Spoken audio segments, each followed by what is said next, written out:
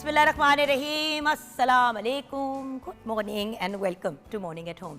मैं हूं आपकी मेज़बान जुगन काजिम और उम्मीद है आप खैरियत से होंगे। व्यूअर्स, नॉर्मली तो आपको पता है मैं कभी कभी अपनी ग्लासेस वैसे ही पहन लेती हूँ प्रोग्राम पे, क्योंकि मुझे मेरी जो दूर की नज़र है वो थोड़ी सी कमज़ोर थी। अब मेरी करीब की भी नज़र जो है वो कमज़ोर हो गई है। आप लोगों के साथ इसलिए ये बातें शेयर करती हूँ, इसलिए मुझे डॉक्टर ने कहा है कि ये क्योंकि बाईफोकल्स हैं तो ये दोनों दूर की और करीब की विजन है, तो इसकी आदत लगने में टाइम लगता है। तो जब से ये ऐनक आई है कल शाम से, तो मुझे ये कहा गया है कि कम अज़ कम एक हफ़्ता लगातार जब भी जागे हुए होना है एनको को पहनना है। तो व्यूअर्स, कुछ देर मुझे एनको के साथ बर्दाश्त कर लीजिएगा। होता ये है कि व्यूअर्स, हम अपनी ज़िंदगी में कुछ ऐसी नेगेटिव हैबिट्स और कुछ ऐसी चीज़ें लाइफ में इनकॉर्पोरेट कर लेते हैं जिनका फिर हमें नुकसान आगे जाके फेस करना पड़ता है। मुझे काफ़ी दिनों से ब्लरी नज़र आ रहा था। ब्लरी से मुराद है कि धुंधला धुंधला नज़र आ रहा था। मैं अपना फ़ोन पकड़ूं तो मैं ऐसे करके देखूं, कभी मैं ऐसे करूं, कभी मैं ऐसे करूं, तो मुझे समझ ही नहीं आया कि मुझे नज़र क्यों नहीं आ रहा। ऊपर से व्यूअर्स, फ़ोन भी इतना बड़ा चपेड़ के साइज़ का, तो इस पर भी ना नज़र आए तो मतलब इतना सा हो तो समझ आती है कि नज़र नहीं आ रहा। अच्छा, नज़र ना आए, मैं कंफ्यूज हूँ। अब आप देखें कि कितने अरसे से मॉर्निंग शोज़ कर रही हूँ, आप लोगों के साथ बात करती हूँ, हमेशा कहती हूँ कि जी आंखें रेगुलर चेक करवानी चाहिए। अब कोई 1.5-2 साल हो गए थे मैंने अपनी आई साइट ही चेक करवाई थी। अब मेरी दूर का क्योंकि आंखों का इशू है, तो मुझे टेक्निकली हर साल जाके अपनी आई साइट चेक करा लेनी चाहिए एहतियातन। नहीं कि टाइम गुजरता गया। अब जब डॉक्टर के पास फाइनली गई हूँ तो डॉक्टर ने मुझे ये 3 दिन पहले गई तो उन्होंने ऐनक शैनक की प्रिस्क्रिप्शन दी, ऐनक बनने के लिए दी। तो कल शाम को आई तो उन्होंने मुझे क्या बात कही, उन्होंने मुझे कहा कि जुगन देखो, मसला पता है क्या है, थोड़ा सा जल्दी आ जाती तो हम इसको जल्दी पकड़ लेते, तो इसको हम शायद जल्दी रिकवर भी कर लेते। मैं क्योंकि विजन नज़र धुंधली होती गई, मैं इग्नोर करती गई। अब एक आंख 1.5 पे चली गई है और दूसरी आंख 1.75 पे चली गई है करीब की, और दूर की का नंबर कुछ और है। वो तो खैर हमेशा से ही थोड़ी सी ख़राब थी, बहुत ज़्यादा नहीं। तो अब हर चीज़ बेसिकली, गाड़ी ड्राइव करनी है, कुछ भी कर रही हूँ तो एनके पहननी है, और स्पेशली अगर कोई चीज़ पढ़नी है या देखना है। तो अब देखें ना व्यूअर्स, क्यों हुआ ये, उसका भी रीज़न मुझे डॉक्टर, मैंने कहा बट वाई, इसे जुगन तुम्हारा सारा काम फ़ोन के ऊपर है।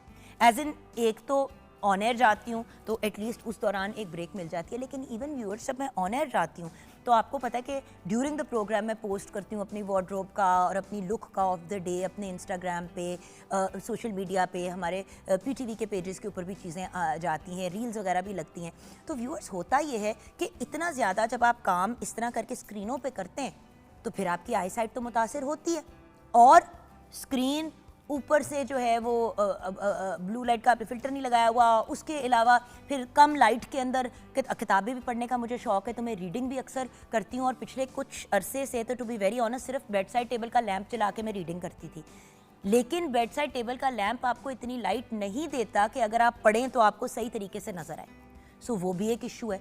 सो अब आज इस गुफ्तगू से बात का आगाज़ करने का रीज़न क्या है कि व्यूअर्स, हम लोग अपनी ज़िंदगी में बहुत सी ऐसी अनहेल्दी हैबिट्स को अपनी ज़िंदगी का हिस्सा बनाते हैं जो फिर हमें बहुत ज़्यादा बीमारियों की तरफ और मसाइल की तरफ लेके जाती है। अब सिंपल सी बात है, हर बंदा अपने फ़ोन को ऐसे लग के बैठा होता है, हर बंदा अपनी कोई चीज़ पढ़ रहा होता है, कुछ ना कुछ कर रहा होता है, 24 घंटे आपका आंखों का काम चल रहा होता है। सो रहे होते हैं तो तब आंखें बंद होती हैं, वरना तो आप, अच्छा, और उसके साथ साथ एक और चीज़ जो डॉक्टर ने कही कि अब दिन में 3 दफ़ा तुमने आंखों में आई ड्रॉप्स डालने हैं।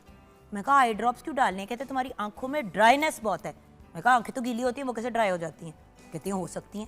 कहते तुम्हारी आंखें ड्राई बहुत हुई हैं। मैंने कहा वो क्यों हुई हैं? कहते हैं सेम चीज़, टू मच स्क्रीन यूज़।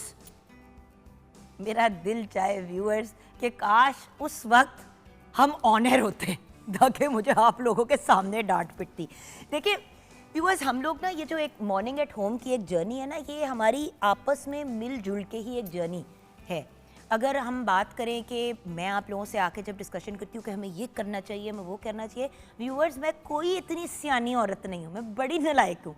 लेकिन सियानापन कहाँ से आता है कि आप बात करें अबाउट डिफरेंट इश्यूज़, उनके हल की तरफ जाएं, और फिर जब कभी आप ऐसी चीज़ फेस करें तो आप टाइमली उसके साथ मैनेज कर सके। जैसे कि हमेशा मैं कहती हूँ, डेंटिस्ट के पास साल में एक दफ़ा चक्कर ज़रूर लगाना चाहिए, दांतों के डॉक्टर के पास, आंखों के डॉक्टर के पास साल में एक दफ़ा ज़रूर चक्कर लगाना चाहिए। अब देखें ना व्यूअर्स, हर साल चेक कराती थी, कोई इशू नहीं आया। ऑलमोस्ट 2 साल हो गए, बल्कि सच पूछे तो 2.5 साल ही हो गए थे। 2.5 साल से आंखें, कोविड के बाद मैंने कहीं जाके आई थिंक आंखें अपनी आई साइट चेक करवाई थी, और हाँ उसके बाद से अब तक नहीं चेक कराई। अब बीच में अगर पकड़ लेते, उसने यही कहा ना कि अगर शुरू में ज़रा नंबर 1 से कम होता तो हम उसको जल्दी पकड़ के शायद मैनेज भी कर लेते। अब उसने मुझे एक नुस्खा दे दिया, वेरियस थिंग्स जो मैंने करनी है ताकि मेरी आई साइट और ज़्यादा मुतासर ना हो। और सच पूछे तो व्यूअर्स, ये एनके बहुत ज़्यादा डिस्टर्बिंग है। डिस्टर्बिंग इसलिए क्योंकि एक तो नौजिया भी, थोड़ी सी वॉमिट भी आपको आती है क्योंकि आपकी आंखें सेट नहीं हो रही होती, और ये बायफोकल के साथ आंखों को सेट होने में 2 हफ्ते भी लग जाते हैं। कुछ लोगों के 2 से 5 दिन में भी हो जाता है, छोटी उम्र पे अगर हो। अब मेरे एज ग्रुप के बंदे को हफ्ता तो लगेगा। तो व्यूअर्स, बात ये कि क्यों अपने आप को उस सिचुएशन में डालें कि आपको ये सारे इलाज और ये सारे मामलात करने पड़े, पहले ही एहतियात कर लें। तो आज तो भाई मैं आपसे अपनी शिकायत करना चाहती थी, और उसके साथ साथ कुछ ऐसी एडवाइस और ऐसे मशवरे आपको देना चाहती थी जो हमें अपनी लाइफ में ज़रूर फॉलो और इम्प्लीमेंट करने चाहिए। तो हेल्दी एडवाइस, देखिए अनहेल्दी चीज़ों से हम अपने आप को नुकसान पहुंचाते हैं, लेकिन सेहत से रिलेटेड जो मशवरे होते हैं या जो एडवाइस होती है, अगर हम वो अपनी ज़िंदगी में कुछ चीज़ें इनकॉर्पोरेट कर लें। सबसे पहले तो एक बात जो बचपन से सुनते आ रहे हैं कि apple a day keeps the doctor away. हर रोज़ एक सेब का ज़रूर इस्तेमाल करें। प्रॉमिस यू व्यूअर्स, सेब जनरली आपकी सेहत को बहुत बेहतर करते हैं, और फ्रूट तो वैसे ही फाइबर के पॉइंट ऑफ व्यू से अदरवाइज़ बड़ी सेहतमंद है। और ये कहा जाता है कि दिन में 2 से 3 फल हर इंसान को खाने चाहिए। अब देखिए, जो हेल्दी एडवाइस मैं आपको दे रही हूँ डेली करने वाली, ये डेली की चीज़ें आपने करनी है। तो उसमें अब आप देखें, 1 सेब आ गया, ठीक है। दूसरा, 4 बादाम डेली आपने खाने हैं। आप अपने आप को कैंसर से बचा लेंगे, या अपने आप के अंदर कैंसर के वो जो सेल्स हैं और उनको रिड्यूस करने में कामयाब होंगे, क्योंकि इसमें विटामिन ई है, हेल्दी फैट्स हैं और एंटी कैंसरस प्रॉपर्टीज़ है। फिर आपने एक लीमू का इस्तेमाल हर रोज़ करना है। क्यों? क्योंकि लीमू आपके जिस्म में चर्बी को भी कट करता है, आपके लिवर को डिटॉक्स करता है, आपकी स्किन को फ्रेश बनाता है, और क्योंकि इसमें विटामिन सी होती है तो आपके मेटाबॉलिज्म को तेज़ करने के साथ साथ ये आपकी क़ुव्वत मुदाफ़ियत यानी कि आपके इम्यून सिस्टम को बड़ा स्ट्रॉन्ग करता है।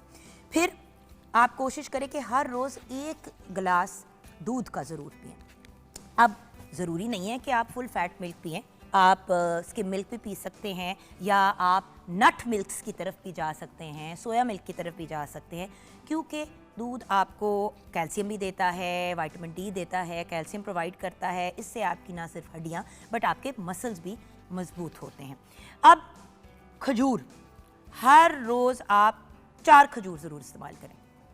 इससे आपके जिस्म में अगर कोई कमज़ोरी है, लो शुगर है, खून की डिफिशेंसी है, आयरन की कमी है, पोटेशियम अगर कम है, अगर नेचुरल सॉल्ट्स की आपके अंदर कमी है, तो ये सारी चीज़ें खजूर पूरे करती हैं। अब अगर आप डायबिटिक हैं तो ऑफ कोर्स अपने मौलिद से पहले बात करें कि आपको अलाउड है खजूर के नहीं, बट अगर आप मेरे एज ग्रुप के, मेरे साइज़ के बंदे हैं, तो आप बेशक 2 खजूर दिन के और 1 अगर सेब खा लें तो फ्रूट की आपकी काफ़ी हद तक रिक्वायरमेंट, और 1 केला खा लें, आपकी फ्रूट की काफ़ी हद तक रिक्वायरमेंट पूरी हो जाएगी। और आप ये भी कर सकते हैं कि जैसे आपने स्किम मिल्क लिया, ठीक है, फैट फ्री मिल्क लिया, उसके अंदर आपने 4 बादाम डाले जो मैंने अभी आपको कहा है, आपने 4 नहीं तो चले 2 खजूर डाल दिए और 1 केला डाल दिया और उसको ब्लेंड कर लिया। ज़्यादातर जो मैंने आपको चीज़ें कही हैं वो आपकी उसी में कवर हो गई हैं। आप सेब भी डाल सकते हैं, हम तो बच्चों को सेब दे देते हैं मिल्क शेक में, वो बड़े शौक से पी लेते हैं। अच्छा, इसके साथ साथ आपने 8 ग्लास पानी डेली पीने हैं।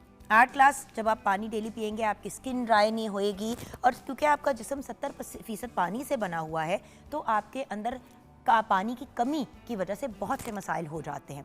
8 से 10 ग्लास पानी आपको हाइड्रेट भी करते हैं, आपकी किडनीज़ को, आपके जिगर को साफ़ करते हैं, और आपके निज़ाम हज़म यानी कि आपके डाइजेशन को भी बेहतर करते हैं। और फाइनली 8 घंटे की नींद, 6 से 8 घंटे की नींद आपने अपनी पूरी ज़रूरी करनी है। अब ये मैं एडल्ट्स की बात कर रही हूँ, बच्चों के केस में 10 से 12 घंटे भी होते हैं, डिपेंड करता है एज पे। कुछ बच्चे जो बहुत छोटी एज में, नौज़ायदा बच्चे तो 14-16 घंटे भी सोते हैं। So the point is, depend करता है।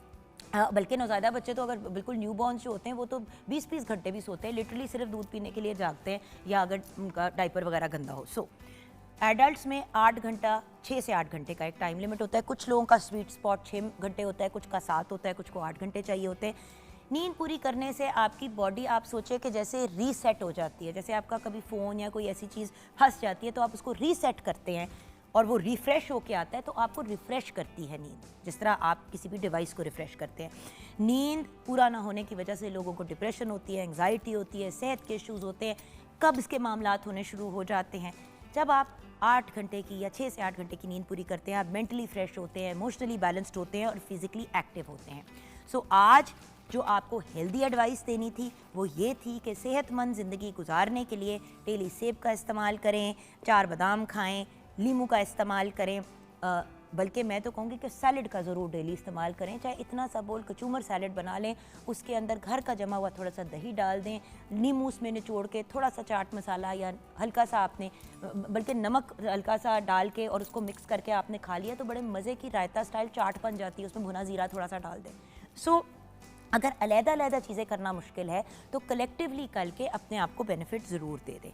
सो अब बढ़ते हैं किचन की तरफ, जहाँ पे शेफ़ आमना इलियास हमारे साथ हैं। अस्सलाम वालेकुम। वालेकुम अस्सलाम। क्या हाल है आपके? बिल्कुल ठीक है, अल्हम्दुलिल्लाह। आप बताएं। अच्छा, हम हेल्दी लिविंग की बात करें, असल में आज पाकिस्तान समेत वर्ल्ड हेल्थ डे मनाया जा रहा है और इस बार की थीम है together for health stand with science.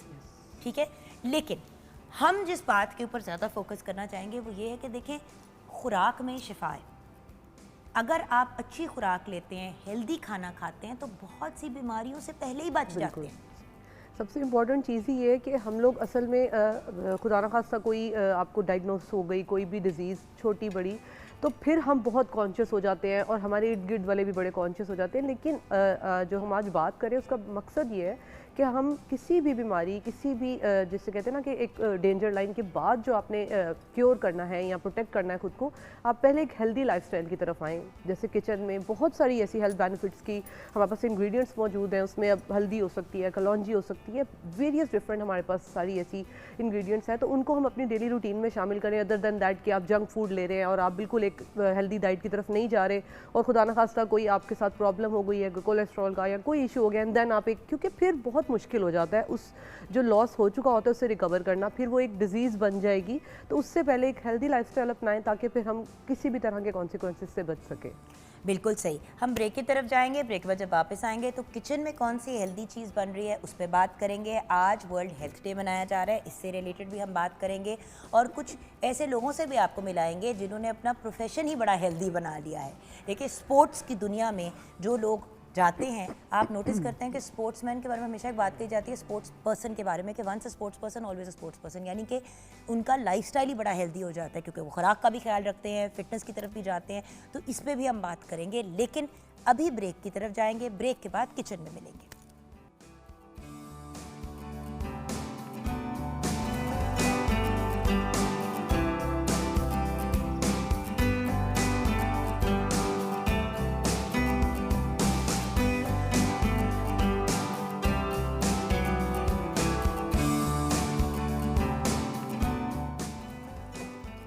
जी हाँ, welcome back from the break viewers. हम अपने कामों में मसरूफ़ होते हैं, आप अपने में मसरूफ़ होते हैं, फिर हम वापस आ जाते हैं ऑन एयर, फिर हमें ख्याल आता है कि हाँ हम तो ऑन एयर हैं। बिल्कुल ऑन एयर काम करें। हाँ, तो हम तो यहाँ प्याज हो गए हैं, हम प्याज ब्राउन तो कर रहे हैं। हाँ जी। लेकिन क्यों ब्राउन कर रहे हैं? इसलिए ब्राउन कर रहे हैं कि हम बना रहे हैं आलू कीमा।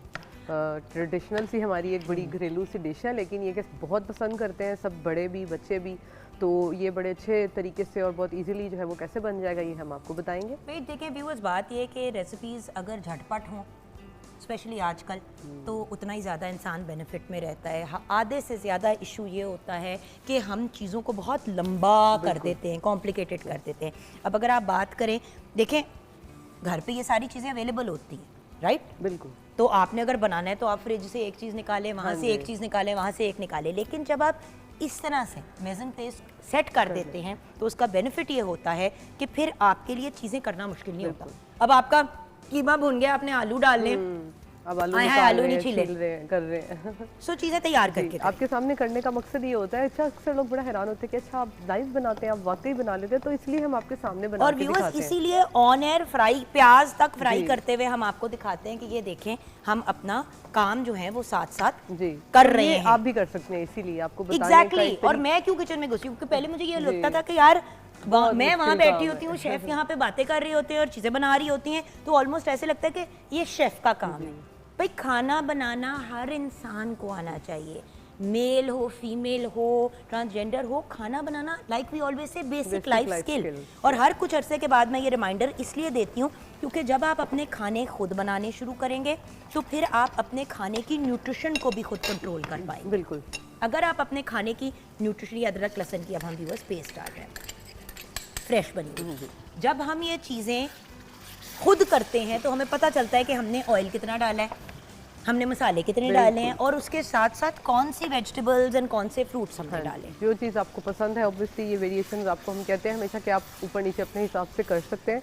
अच्छा मैं इंग्रेडिएंट्स बता देती हूँ तब तक ये हो जाएगा तो इसमें फिर मसाले ऐड कर लेंगे सारे। ओके, आलू कीमे के लिए हमें चाहिए तेल हमने लिया है आधा कप, हरी इलायची ले ली है 2 अदद, दालचीनी का 1 टुकड़ा लेंगे, साबित काली मिर्च 2 से 3 अदद हैं, प्याज 2 अदद लिए हैं स्लाइस कर ली, अदरक लहसुन का पेस्ट है 1 खाने का चम्मच, टमाटर 3 अदद है स्लाइस कर ली हैं, सुरख मिर्च पाउडर, गरम मसाला पाउडर 1.5 खाने का चम्मच है, हल्दी पाउडर 1 चाय का चम्मच, नमक हस्बे जायका है, धनिया पाउडर लेंगे 1 चाय का चम्मच और कश्मीरी सुरख मिर्च पाउडर आधा चाय का चम्मच।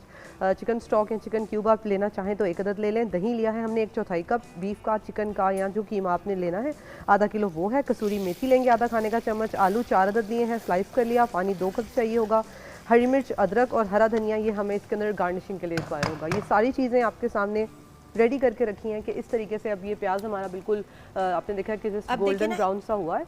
इसी खाने को आप हेल्दी कैसे कर सकते हैं, राइट? लोग ये कहते हैं कि भाई अब हम नई नई खुराकें तैयार करनी शुरू करें। छोटी सी बात है, जैसे कि ये जो धनिया है ये घर में भी तो उग सकता है, राइट? हरी मिर्चें भी तो घर में उग सकती हैं। ये सब्जियां बहुत सी जो यहाँ पे हैं इनमें से काफ़ी चीज़ें जो हैं ग्रो बैग्स में आप आलू भी अपने घरों में उगा सकते हैं। आपको पता है कि उसके अंदर फिर कोई केमिकल नहीं डला हुआ, कोई ऐसी वो फर्टिलाइजर केमिकल टाइप चीज़ नहीं है उसकी। एग्जैक्टली। अच्छा, एक बात हो गई। फिर अगर आप घर में ये चीज़ बना रहे हैं तो आपने चटनी जो है वो खुद तैयार कर ली घर पे, बोतलों वाली मत जाके लें क्योंकि उसके अंदर केमिकल्स डले हुए होते हैं, प्रिजर्वेटिव्स होते हैं, मतलब प्रिजर्वेटिव केमिकल ही होते हैं। अच्छा, फिर अगर यहाँ पे दही है तो आपने दही का इस्तेमाल किया, रायते को आपने इनकॉर्पोरेट कर दिया, अब आपने रायते में रायता सर्व किया, साथ में आपने कचूमर सैलेड सर्व कर दिया, साथ में आपने ये बड़े मज़े की चटनी तैयार कर दी। उसके अलावा जो वेजिटेबल्स हैं वो आपकी होम ग्रोन है। फिर मसाला जात स्पेशली हल्दी, लाल मिर्च वगैरह ये तो आप घर में भी कूट सकते हैं। और इन्हीं सारी चीज़ों के साथ ही जैसे असल में हमारा एक कॉन्सेप्ट है कि हेल्दी खाना जो है वो शायद बहुत ही कोई एक्सपेंसिव होता है या बहुत ही कोई वो एक अलग सा उसका एक प्रोसीजर है, तो ऐसा नहीं है आपको, इसलिए हम ये सारी चीज़ें यहाँ पे बताते हैं। घर का खाना या तो बड़ा एक्सपेंसिव है या फिर बद जायका है, ये भी तो बड़ा मसला है। वो उसकी क्वालिटी उस तरह की नहीं होगी, तो ये हम आपके सामने इसीलिए बनाते हैं कि मोस्टली आपको लोगों को एक होता है कि एक जो ढाबे वाला फ्लेवर होता है, एक रेस्टोरेंट स्टाइल जो है, ये एक बड़ी टर्म हमारे यहाँ है वैलिड, तो इसलिए हम आपको ये कुछ ट्रिक्स होती हैं किसी भी खाने को बनाने के लिए। जैसे आपको हमने कई दफ़ा मेंशन किया कि जब आप प्याज डालें उसके बाद जब लहसुन अदरक डालें तो उसको एक टाइम दें भूनने के लिए। उसको आप हम लोग क्या बस जल्दी से अदरक लहसुन डाला, साथ ही टमाटर कभी भी आप ऐड ना करें क्योंकि आपसे फिर अब ये देखें ना, हमने मसाले डाले हैं, 1-1 मिनट के लिए आपने मसाले भूनने हैं, उससे फ़र्क ये पड़ता है कि थोड़ा सा ना वो एक टोस्टेड फ्लेवर और कच्चा अनकुक्ड नहीं रहता। और वो अगर आप इसको नहीं भूनेंगे तो आप उसके बाद जितनी भी बुनाई कर लें, अदरक लहसुन का कच्चापन वो जो एक फ्लेवर आएगा वो इसके अंदर से नहीं जा सकता, इसलिए उसको आप एक प्रॉपर टाइम दें। सिर्फ ये छोटी छोटी सी टिप्स होती हैं, आप ये फॉलो कर लेंगे तो बिल्कुल आपका खाना बेहतरीन। मसाला हमारा भुन गया, अब हम उसके अंदर टमाटर, अभी वो कीमा नहीं डलेगा, नहीं टमाटर थोड़ा से करके फिर डाल देंगे कीमा, या ये डाल लें, ये देखें, क्योंकि फिर हम इसको ढक के रख देंगे क्योंकि टमाटर को भी हमने कुक होने का टाइम देना है। वो टमाटर के पानी में थोड़ा जो उसका जूस होगा उसी में ही वो कुक हो जाएंगे। क्योंकि चिकन का कीमा है तो हमें एक्स्ट्रा पानी ऐड करने की ज़रूरत नहीं है। अगर आप बीफ का कीमा यूज़ करेंगे या मटन यूज़ करेंगे तो ऑब्वियसली फिर या तो आप उससे पहले बॉईल कर लें या फिर आप उसको इस स्टेज पे पानी डाल के कम से कम उसको 2 से 3 गिलास पानी डाल के ढक के आधे घंटे के लिए एटलीस्ट कुक करेंगे। यहाँ पे हम सिर्फ जब चिकन की भुनाई कर लेंगे तो वो एक जो उसका एक टोस्टिंग है वो हो जाएगी, कच्चापन उसका दूर हो जाएगा। फिर इसमें हम टमाटर डालेंगे, थोड़ा सा भून के इसको हम छोड़ देंगे, टमाटर ही अपना जो पानी छोड़ेंगे उसी में ही चिकन भी गल जाएगा और टमाटर भी बिल्कुल गल जाएंगे। फिर उसके बाद हमने इसमें आलू डाल देंगे, उसके बाद बिल्कुल थोड़ा सा पानी डालेंगे, तकरीबन 1/4 कप। उसी पानी के अंदर आलू भी हमारे सेटल हो जाएंगे और जो चिकन भी हमारा तकरीबन 20% कुकिंग उसमें रह जाएगी वो भी कंप्लीट हो जाएगी। अब आप ये देखिए कि मैंने हल्का सा चिकन के कीमे को भून दिया ताकि वो जुड़े ना, ये भी बड़ा प्रॉब्लम होता है कि लोग ना डाल के ये भी डाल दिया, अच्छा क्यूब्स बन जाते हैं, क्यूब्स बन जाते हैं। And by the way it doesn't matter कि अगर आपने फ्रोजन रखा है या अनफ्रोजन रखा है, सो एक दफ़ा आपने उसको इस तरह से सेपरेट कर दिया ना, हल्का सा ये भून गया, बिल्कुल। अब इसके अंदर आप टमाटर डाल दें तो वो चिपकेगा नहीं उस तरह से, वो ब्लॉक। ये टमाटर डालने के बाद भी, क्योंकि अक्सर होता है कि वो बिल्कुल वैसे ही, देखिए ये हम आपने देखा कि वुडन स्पून यूज़ कर रहे हैं, या जैसे घरों में नॉर्मली ट्रेडिशनल हमारी कुकिंग मेथड अगर आप हांडी में कर रहे हैं या किसी भी चीज़ में तो उसके अंदर ये यूज़ करते हैं। उससे ये होता है कि अच्छे से भुनाई हो जाती है, टमाटर भी बिल्कुल सॉफ्ट हो जाएंगे। हम इसी के साथ डाल के जब उनको भी थोड़ा सा प्रेस करेंगे थोड़ा सा इसके अंदर, तो ये भी बिल्कुल ऐसे सॉफ्ट होकर वो पेस्ट बन जाएगा। ज़रूरी नहीं है कि आप हर चीज़ ब्लेंड करके डालें। कुकिंग प्रोसेस अगर आप प्रॉपरली फॉलो करेंगे तो उसमें भी आपका जो एक सॉफ्टनेस है टोमेटोज की, और बिल्कुल जो टोमेटो पेस्ट वाली कंसिस्टेंसी है वो हमें आ जाएगी। टमाटर डाल दें और अच्छी हमने क्वांटिटी इसमें ऐड करें ताकि फिर उससे एक बड़ा अच्छा फ्लेवर आएगा, जूसी फ्लेवर आएगा। एक मैं करूंगी कि 2 कतरे उसमें जी, पानी डालिए, क्योंकि ज़्यादा, नीचे जो वो हाँ जी। मसाला लगा हुआ है बिल्कुल बिल्कुल वो ये होता सारी चीज़ें हैं कि ये जो आपने टाइम टू टाइम ये स्टेप्स हैं ये आपने खुद फॉलो करने हैं, ये आप खुद इन चीज़ों को देख सकते हैं। क्योंकि वो ना नीचे से बर्न होना शुरू हो जाता है, तो एक दफ़ा आपने हल्का सा पानी डाल के ना वो नीचे से उसका मसाला उतार लिया। बिल्कुल थोड़ा सा इसमें आप यानी डाल दें, उससे ये होगा कि फिर थोड़ी देर में जैसे ये टमाटर सॉफ्ट होंगे तो फिर वो पानी भी उसके साथ ही वो अपना incorporate हो पानी जाएगा। छोड़ना शुरू कर देंगे तो वो आपका फिर नीचे लगेगा। ये मैं ये हरी जो मिर्चा ये थोड़ी सी डाल ली और थोड़ी सी मैं गार्निशिंग के लिए रखी हूँ ऊपर कट की। क्योंकि बहुत ज़्यादा हरी मिर्च अगर ऊपर से वो उसी वक्त फ्रेश डाल देना तो मिर्चें बहुत ज़्यादा हो जाती है। ये सिर्फ एक कलर के लिए और फ्लेवर अब ये के देखिए लिए ना, लिटरली मैंने 2 कतरे पानी डाला था, ये नीचे से बिल्कुल आपका पैन के। तो मसाला वरना जलेगा नहीं, ये बहुत ये देखिए। अच्छा, अब आलू किस स्टेज पे डालने चाहिए? क्योंकि होता ही है कि अक्सर आलू कीमा बड़ा मजे का बनता है लेकिन आलू कच्चे होते हैं, हाँ जी, या इतने नरम हो जाते हैं कि वो बिल्कुल ही वो हाँ। हलवा बन जाता है। बिल्कुल यही आपको बता रहे हैं कि देखिए टमाटर के साथ आपने फ़ौरन ऐड नहीं करना है। टमाटर में होता है, आपको पता है, एक थोड़ा सा इसमें टैंगी एजेंट होता है। कोई भी चीज़ आप जब खटास वाली ऐड करेंगे तो जब भी अगर आप आलू के साथ सिरका या ऐसी कोई चीज़ ऐड कर देंगे तो उसका जो कुकिंग प्रोसेस है वो डिले हो जाएगा, उसको टाइम ज़्यादा लगेगा। पहले आप टमाटर को अच्छे से कुक होने दें, जब ये आपको लगे यानी कि आप ये समझ लें कि कीमा आपका डन हो जाए ऑलमोस्ट 80%, उस स्टेज पे हमने आलू डालने हैं और फिर हमने पानी डालना है और लो फ्लेम पे हमने इसको दम की आंच में, ताकि उसके अंदर आलू अच्छे से गल जाए और ज़्यादा चम्मच नहीं चलाना उसके बाद। और उसमें आप देखेंगे जब आप चेक करके देख सकते हैं कि आलू गल गए हैं, और उसके बाद आप उसको सर्व कर लें धनिए के साथ, अदरक के साथ, हरी मिर्च के साथ गार्निश करके, लेमन जूस ऊपर आप डालें और चपाती के साथ या जिस तरह भी आप चाहें। यू सी, अपनी लाइफ में चीज़ों को हेल्दी की तरफ लेके जाना, सेंसिबल की तरफ लेके जाना मुश्किल नहीं है। असल में इतने ज़्यादा लोग हैं जो ऑनलाइन जो डिफरेंट सर्विसेज हैं उनसे खाने ऑर्डर कर के मंगा लेते हैं। ऑब्वियसली क्योंकि अगर कोई होम शेफ़ वगैरह भी हो तो बंदा कहता है यार घर का खाना है, लेकिन घर के खाने से मुराद किसी का घर का खाना नहीं होता। घर के खाने से मुराद होता है आपके घर का खाना, किसी बाहर वाले के घर का खाना नहीं। वो बना तो उन्हीं कमर्शियल टर्म्स पे होता है ना, सारी बात है। एक वो कमर्शियल पॉइंट ऑफ व्यू से अगर सेल करने के पॉइंट ऑफ व्यू से बना रहे हैं तो फिर वो टर्म नहीं रहती घर के खाने की। बिल्कुल, और बात ये है कि वो फिर आपको सबसे बेस्ट तो नहीं डाल के देंगे ना, वो जहाँ पे वो पैसे सेव कर सकते हैं वो पैसे सेव करेंगे। और सिंपल बात है कि अगर कोई 100 रुपए की हांडी बना के बेच रहा है तो उसको 100 रुपए में कोई फायदा हो रहा है तो वो कर रहा है ना। बिजनेस का एक अलग माइंडसेट होता है, लेकिन जब हम आपको एक हेल्दी माइंडसेट की तरफ लेके जाते हैं तो हमारा असल मकसद ये होता है कि आपको वो टिप्स और वो पॉइंट्स बताए जाएं कि जिनसे आप खुद अपने लिए एटलीस्ट अपनी फैमिली के लिए एक हेल्दी लाइफस्टाइल, एक हेल्दी जो है वो कुकिंग मेथड्स इनको फॉलो कर सकें। सो हर बंदा अपना अगर रोल अदा करता है अपने घर के अंदर, अब किचन में भी एक बड़ा इम्पॉर्टेंट रोल होता है एक इंसान का। अगेन मैं ये फीमेल की बात नहीं कर रही हूँ, ये मैं बात कर रही हूँ हर इंसान की जिसके अंडर भी किचन का एरिया आ रहा है, या अगर हर इंसान किचन को देख रहा है तो कुछ ऐसी चीज़ें हैं जिनका आपको खास ख्याल करना चाहिए। आई नो कि कभी कभी बंदा कहता है कि यार हम अफोर्ड करते हैं, इतनी क्या बड़ी बात है। जस्ट बिकॉज आप अफोर्ड करते हैं इसका ये मतलब नहीं है कि वो चीज़ आपके लिए ठीक है। अफोर्ड तो लोग जहर भी करते हैं लेकिन वो खाना तो नहीं लेते, नहीं कुछ खा भी लेते हैं, खाना नहीं चाहिए लेकिन कुछ खा भी लेते हैं। सो मेरा पॉइंट ये है कि viewers, we should be very very careful. आपके फैमिली की हेल्थ एक्चुअली का गार्ड ये चूल्हा है। ऐसा ही है, बिल्कुल ऐसा ही है। वो फ्रिज है।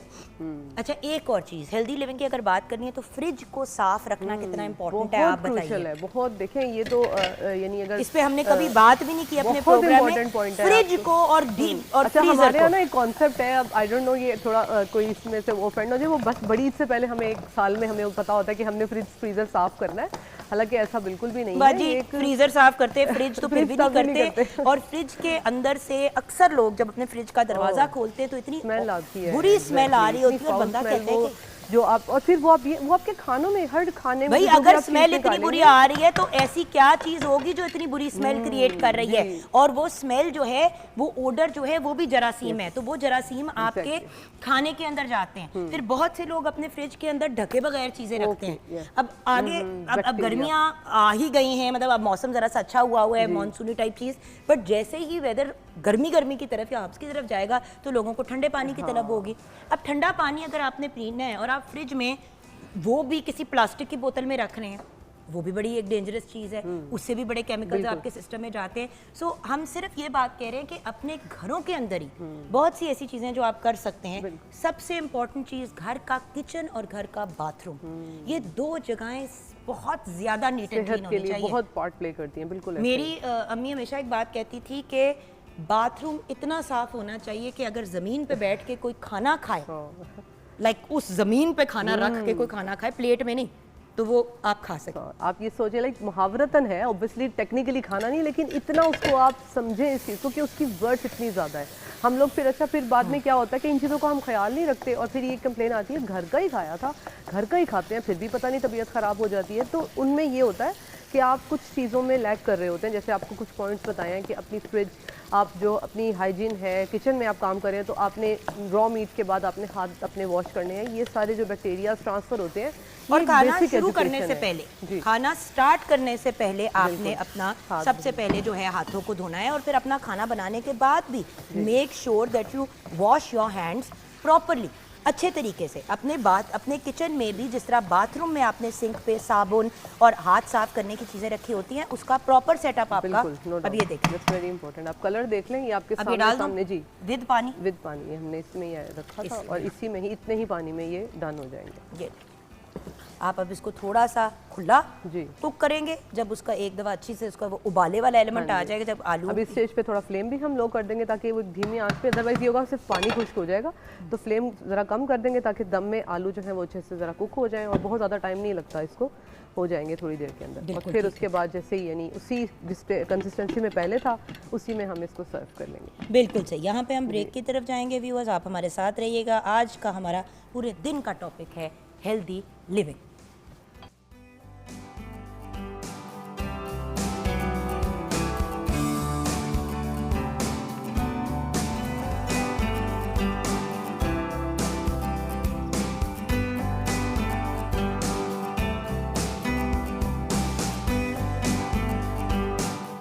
Welcome back from the break. Viewers, Pakistan समेत दुनिया भर में वर्ल्ड हेल्थ डे मनाया जा रहा है। और जब हेल्थ की बात करें तो फिटनेस की हम कैसे बात नहीं कर सकते। और जब फिटनेस की बात करते हैं तो स्पोर्ट्स आ जाते हैं जहन में। और जब स्पोर्ट्स की बात करें तो फिर स्पोर्ट्स पर्सनालिटीज़, स्पोर्ट्स पर्सन हमारे जहन में आते हैं, चाहे वो लड़के हों, लड़कियां हों, ट्रांसजेंडर हों, पर्सन्स विद डिसेबिलिटीज़ हों।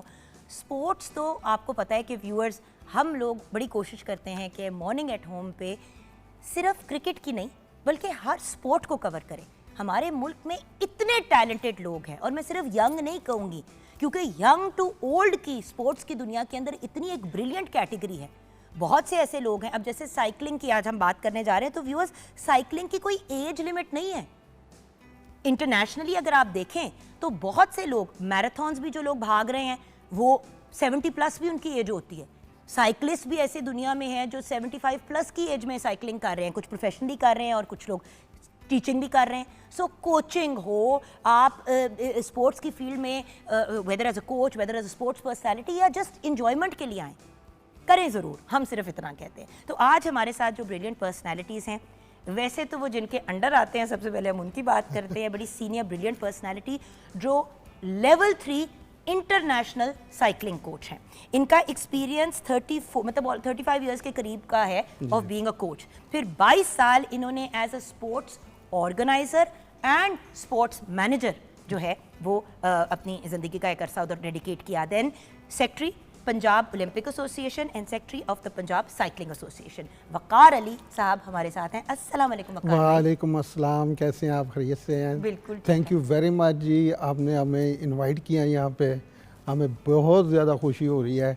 और आज तो वैसे भी वर्ल्ड हेल्थ डे है और बड़ी खुशी की बात है कि हम अपने ज़रिए से बता सकें कि हेल्थ जो है वो बहुत ज़रूरी है। कि बंदा सारी ज़िंदगी पैसा कमाने में लगा देता है, जब वो उसकी हेल्थ ख़राब हो जाती है तो फिर वही पैसा अपने हेल्थ पे बिल्कुल। लगा और देते मैंने हैं। अभी इसकी तरफ आना है, और मैंने बल्कि आपसे आज के पॉइंट ऑफ व्यू से आपका जो है ना वो हमारे व्यूअर्स के लिए पैगाम भी लेना है, लेकिन उससे पहले जो 3 जी, आप please। ब्रिलियंट यंग हाँ मैन जी। लेके आए हैं भाई हमारे साथ, हमारे मुल्क के नेशनल चैंपियन जो हैं वो हैं एक ऐसी पर्सनालिटी जिन्होंने नेशनल प्रोफेशनल साइकिलिस्ट है मोहम्मद अली भट्ट हमारे साथ हैं। अस्सलाम वालेकुम। वालेकुम अस्सलाम, कैसे हैं?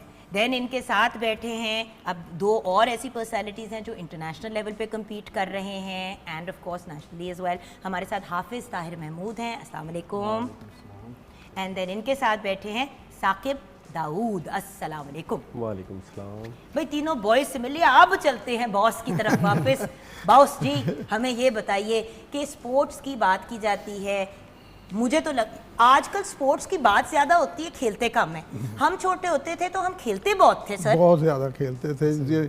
मुझे याद है कि और हम ये नहीं होता था कि कोई एक टाइम मखसूस होता था, हमें जब मौका मिलता था हम दरवाजे से बाहर होते थे। बर्फ पानी, ऊंच नीच, क्रिकेट, फुटबॉल, मतलब जो स्पोर्ट, बैडमिंटन, जी। वो भाई 2 रैकेट मिल जाए और एक चिड़ी बेचारी एक उसके चीथड़े उड़ जाते थे, पत्थर से खेलना शुरू कर देते थे, हमें तो मौका। आजकल सर हर बंदा स्पोर्ट्स खेल रहा है, लेकिन इसके ऊपर बेशक जी, हाँ जी, तो आप बिल्कुल। क्या कहेंगे? हम चाहते हैं कि बच्चे जितने भी हैं, हमारा तो यही नज़रिया है कि इनको खेल के मैदान में लेके आएँ। As a Punjab Olympic association की तरफ से मैं बताता हूँ कि मिस्टर दरीस हैदर ख्वाजा जो CEO हैं इसके, उन्होंने बहुत ज़्यादा इसके ऊपर काम किया, बहुत मेहनत की स्पोर्ट्स के ऊपर, और उन्होंने 2008 में स्कूलों और कॉलेजेस में ये inter school inter college game introduce कराई, ताकि स्कूल के बच्चे जिन्हें मौका नहीं मिलता गेमों में आने का, उनको हमने गेम में लेके आया। और अल्हम्दुलिल्लाह हमने 13 एडिशन आज तक करवाए हैं, और लास्ट जो एडिशन था इसमें 20,000 चिल्ड्रन स्टूडेंट शामिल थे इसमें। हमारी तो कोशिश ये है कि बच्चों को हम स्कूल के अलावा, पढ़ाई के अलावा स्पोर्ट्स में लेके आएँ। बिल्कुल सही। ताकि वही वाली बात ना, और सर सबसे ज़्यादा जिस चीज़ का मुझे अफसोस होता है भैया वो ये है कि एक ऐसी दुनिया में जहाँ पे जब आप इंटरनेशनली देखें, जब आप अप्लाई करते हैं यूनिवर्सिटीज़ कॉलेजेस के लिए, आप जी। बच्चे तो जानते होंगे जी। कि आपको स्पोर्ट्स के बेस के ऊपर फुल स्कॉलरशिप बाहर के मुल्क में पढ़ने की मिल जाती है। प्रिंसटन में अगर आपने जाना है, हार्वर्ड जाना है, येल जाना है, तो अगर आप स्क्वॉश खेलते हैं या अगर आप प्रोफेशनली गोल्फ खेलते हैं, प्रोफेशनल साइकिलिस्ट हैं, आप व्यूअर्स फुल स्कॉलरशिप पे जाके बाहर के मुल्क में पढ़ सकते हैं, बल्कि वो आपको खर्चा पानी के भी पैसे देते जी। हैं। अब कितनी फनी बात है कि हम अभी भी पाकिस्तान में इस चीज में फंसे हुए हैं कि बस हर बच्चे के स्ट्रेट ए आए। अगर हर बच्चे के क्लास में स्ट्रेट ए आएंगे तो BCD किसका आएगा, और हर बच्चे का दिमाग एक जैसा नहीं है सर। तो ये 3 जो ब्रिलियंट, आप अपने बच्चे ही हैं आपके, बिल्कुल जो मेरे लेके बच्चे आए हैं जी, इन बिल्कुल। तीनों के बारे में एक लाइन आपने बोलनी है, फिर इनकी जर्नी की तरफ जाएंगे। जी, इनको जब मैंने साइकिलिंग छोड़ के, जैसे जब मैं प्रोफेशनल साइकिलिस्ट ख़त्म की, तो मैंने कोचिंग की तरफ अपना रुझान कर लिया। मैंने छोटे छोटे इवेंट्स करवाए, और उन इवेंट्स में ये तीनों बच्चे निकल के आए, और माशाल्लाह ये जॉब कर रहे हैं वापडा में, और 18 स्केल तक पहुंच गए हैं माशाल्लाह। एक लाइन आपने इन तीनों के बारे में अब बोलिए। पहले मैं इनसे इनकी कहानी सुनूंगी, जी, सर। फिर सर आपने इन तीनों के बारे में ना यस अपना कंसेंसस देना है। जी। जरा थोड़ा छेड़ाछाड़ी भी तो होनी जी, चाहिए बिल्कुल, ना। अच्छा, मिस्टर मोहम्मद अली भट्ट, आपकी दास्तान साइकिलिंग की कहाँ से शुरू होती है? साइकिल चलाना तो खैर, मतलब वो जो कहते हैं जब छोटे होते हैं तो ट्राइसिकल से बात शुरू होती है, फिर दो पहियों वाली साइकिल पे आ जाते हैं और हम सारे, बट इंजॉयमेंट की हद तक इसको एक प्रोफेशन की तरह लेके चलना जी ज़रा मुश्किल काम है। ऐसे ही तो है। ये कहानी शुरू कहाँ से होती है आपकी? मैं 5 क्लास में था, तो तब ना मैं ज़्यादातर मेरे घर के करीब ग्वाल मंडी का रहायशी हूँ, तो साइकिलिस्ट 1 व्हीलिंग करते थे उस वक्त माउंटेन बड़े मजे के खाने मिलते हैं। हाय। तो माउंटेन पे वो 1 व्हीलिंग करते थे, कोई अगला व्हील उतार के चलाता था, तो मेरा तो सीधा ध्यान उधर ही गया। जैसे ही 5वीं क्लास में पास हुआ हूँ, गिफ्ट मिली खाला की तरफ से साइकिल, उस वक्त से व्हीलिंग स्टार्ट की, 12 साल 1 व्हीलिंग की। तो मुझे यही पता था कि इसमें मेडल्स मिलते हैं, बाहर के मुल्क जाते हैं, मैं उस हिसाब से मैंने अपना स्टार्ट लिया। मुझे नहीं पता था कि वो ये कानूनी तौर पे नहीं है, इलीगल है। मैंने कहा शुक्र है मेरे बेटे ने बोल दिया आखिर कि ये गैर कानूनी है। गैर कानूनी कहता, मैं है। तो 12 साल 1 व्हीलिंग की, मैं कहा मैं सदके जाऊं, वो बस फिर किधर थे देखने वाले। मेरी अखबारात में भी उसकी तस्वीरें हैं, पुलिस पीछे होती थी, मैं आगे होता था, लंबे बाल थे मेरे पास, पिक्चर्स भी हैं। तो वो मेरी लाइफ और थी लेकिन वो चेंज आया।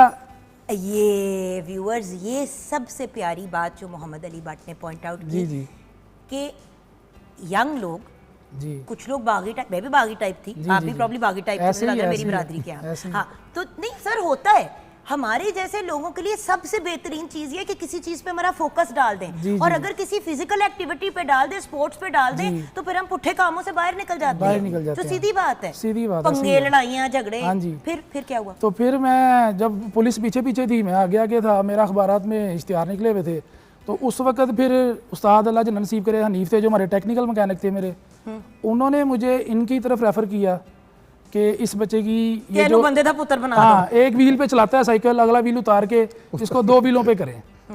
तो वो मैं फिर इधर स्टेडियम गया, जाके देखना शुरू किया साइकिलिंग कैसे होती है। 2 व्हीलों पे साइकिल स्टार्ट की, अल्लाह का शुक्र है 2008 से स्टार्ट किया, और स्टार्ट में पहली रेस ही मैंने फर्स्ट की, और तकरीबन उस साल में जो भी रेस होती थी नेशनल लेवल पे फर्स्ट की। 2008 में बैनल्स भाई गेमों पे गया पेशावर, 1 गोल्ड सिल्वर। 2009 में नेशनल चैम्पियन हुआ, junior national champion faster cyclist. 2010 में भी नेशनल चैम्पियन हुआ, फिर आगे मजीद 12 में गोल्ड, 14 में गोल्ड, 16 में मैंने नेशनल रिकॉर्ड किया, जिसमें साकिब दाऊद है मेरे साथ, शकील जाट है मेरे साथ। हमने नेशनल रिकॉर्ड, वो अल्लाह का शुक्र है 2016 से वो आज तक कायम है हमारा रिकॉर्ड।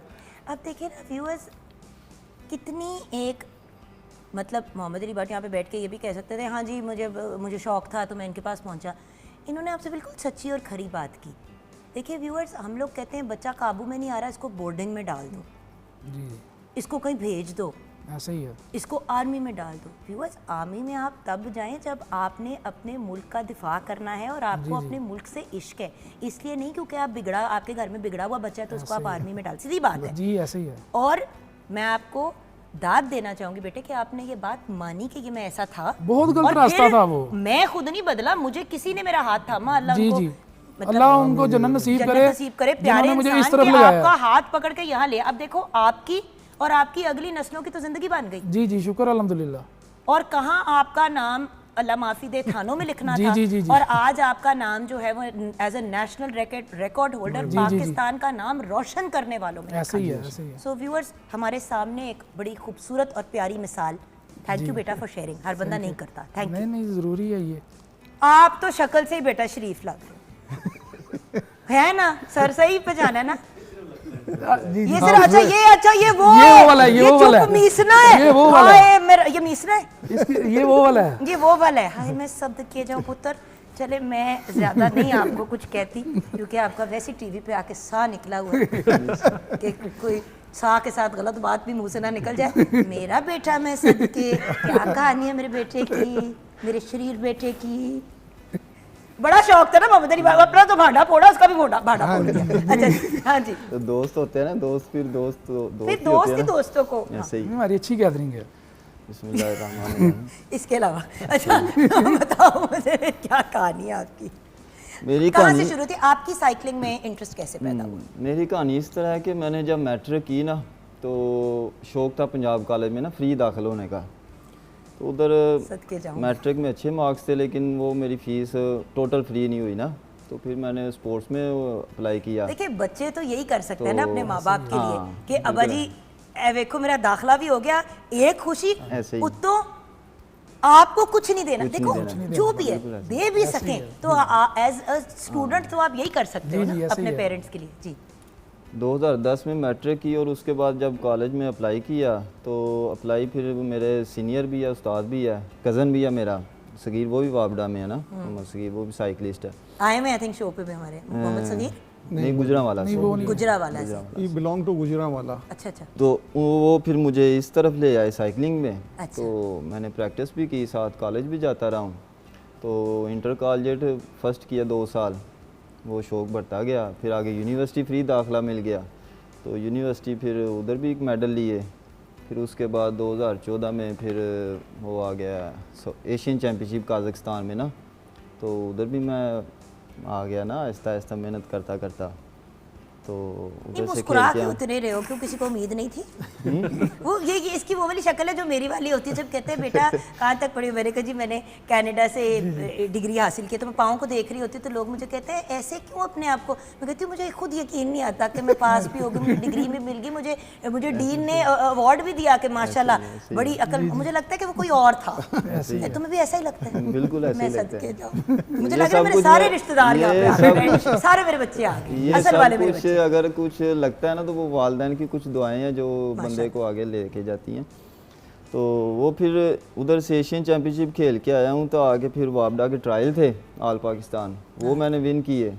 वापडा में फिर मुझे 14 ग्रेड पे जॉब लग गई। माशाल्लाह। फिर आहिस्ता 15-16 में फिर हमने नेशनल चैम्पियनशिप खेली, रिकॉर्ड भी किया, साउथ एशियन भी गए, फिर वर्ल्ड चैम्पियनशिप भी गए। फिर उसके बाद आई थिंक 16-17 गोल्ड मेडल हैं, कोई 20-25 सिल्वर हैं, कोई 30-35 कोई ब्राउन मेडल है मेरे। एक सवाल है, जो गोल्ड वाले हैं और सिल्वर वाले हैं वो असल हैं या वो नकल है? काश होते। काश होते। काश असल गोल्ड के नहीं, नहीं, वो असल वो गोल्ड असल हमारे मजा लिए भी असल ही इसमें होता मैं इस है। बहाने सबको आके मिल लेती ना। उस नहीं, तो काश बेटा होते। क्या हाल है, जो बेटा मुझे घर रखने के लिए ना एक दिन। वैल्यू गोल्ड वाली है। असल में वो हमारे लिए लेकिन वो इसलिए- जो हमारे वैल्यू तो गोल्ड से कई गुना ज्यादा है भाई, असल ऐसे सोने ही से है। करोड़। वो गोल्ड हमारे लिए ऐसे है कि नहीं जब मैंने हम- कहा वो इतने गिना रहा है तो मैंने कहा एक दो बैन भी दे दे, मैं बेटी नूर के 2 सेट बना लूँ। नहीं अच्छा। नहीं बट वही वाली बात है ना व्यूअर्स, एक्चुअली अपने मुल्क को रिप्रेजेंट करना, ऐसे ही है। सोना देखिए सोना चांदी हीरे जवाहरात कख नहीं रहना इस दुनिया में, बिल्कुल ऐसे ही। नाम रह जाएगा, बिल्कुल ऐसे ही। आपके अमाल रह जाएंगे और आपकी जो अचीवमेंट्स होंगी वो सारी दुनिया के एंड तक दर्ज हो जाएंगी, ऐसे ही है। राइट? ऐसे ही। सर जी आपकी कहानी सुनिए, लेकिन ब्रेक के बाद इजाज़त है आपकी? चलिए जी, साकिब साहब ने हमें इजाज़त दे दी, तो हम छोटी सी ब्रेक की तरफ जाएंगे। ब्रेक के बाद जब वापस आएंगे मुझे लग रहा है कि इवन तो सबसे ज़्यादा मस्ती जो है वो साकिब के चेहरे पे है, मुझे लग रहा है कि ठीक है ठीक नहीं है, बता देना। एक जैसे ही है, आए हाय ये मिसना है बस, बाकी सेम। आए हाय ब्रेक के बाद व्यूअर्स एक और बहुत ही, अब वो वर्ड मैं ब्रेक में जाते हुए नहीं बोलूंगी, लेकिन वही जो मैंने पहले कहा था वो बीच वाले के बारे में, वो अगले से बात करेंगे ब्रेक के बाद।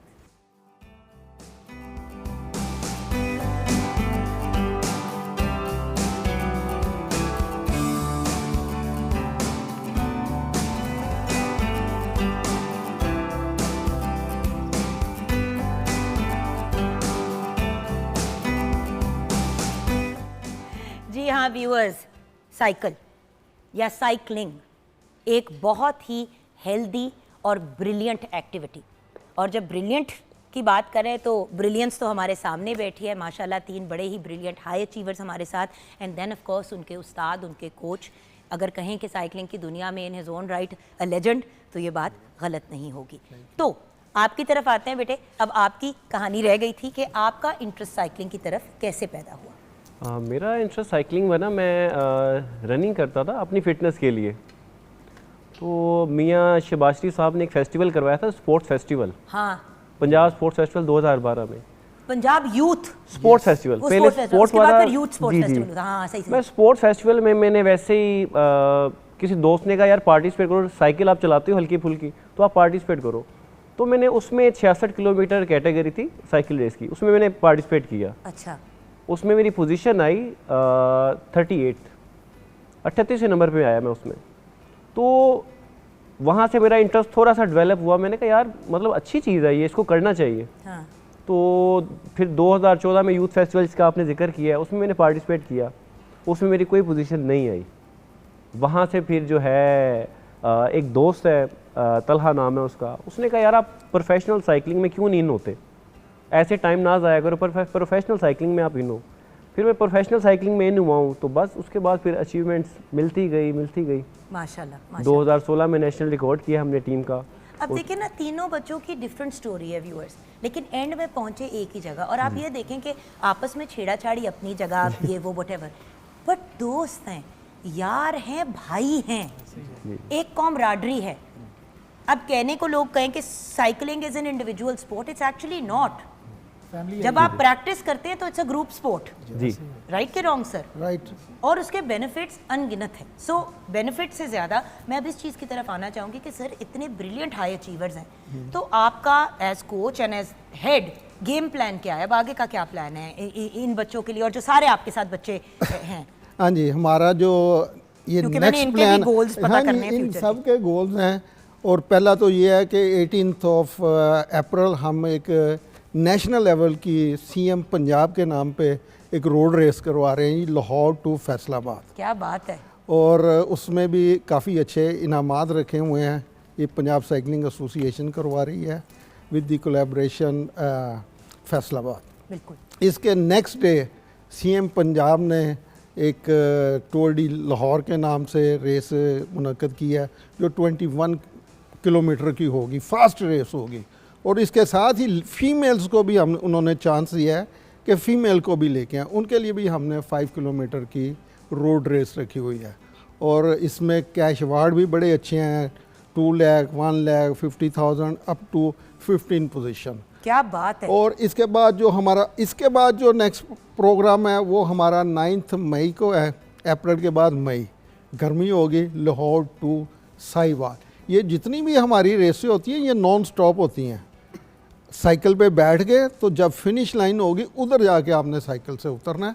और ये तीनों बच्चे बड़े टैलेंटेड हैं। तो और साहिवाल पहुंचने में कितना टाइम लगेगा? अबाउट 3 आवर्स, 3 घंटे में साइकिल करके आप पहुंच जाएंगे इंशाल्लाह ताला।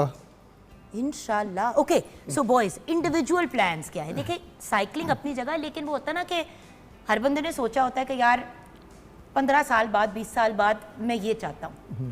तो मैं वो जानना चाहती हूँ कि ऑल टुगेदर लाइफ के फ्यूचर प्लान्स क्या हैं? जी बेटा। फ्यूचर्स प्लान, हम अभी स्पोर्ट्समैन हैं तो स्पोर्ट्स के साथ ज़्यादा अटैच हैं। नहीं, वो स्पोर्ट्स से रिलेटेड भी क्या कोचिंग की तरफ आओ? अगर ये तो करते रहोगे, और साइकिलिस्ट की तो कोई एज नहीं होती ना। जी जी, ऐसे ही है। 60 साल पे भी कर सकते हो। मास्टर तो क्या कैटेगरी। करते ही रहोगे या कोचिंग की तरफ आओगे? क्या करोगे? कोचिंग का आइडिया है, लेकिन अभी इधर वेलोड्रोम जो है ना वो हमारा इस तरह का नहीं है। मैं वेलोड्रोम का यानी कि स्प्रिंटर हूँ, प्लेयर हूँ। तो वेलोड्रोम खस्ता हालत है, काफ़ी इंटरव्यूज भी हो चुके हैं। इन्होंने काफ़ी दफ़ा कह चुके हैं कि वो उसको रिपेयर किया जाए। वर्ल्ड लेवल पे वुडन का है, हमारे इधर पत्थर का है, वो भी ओपन है।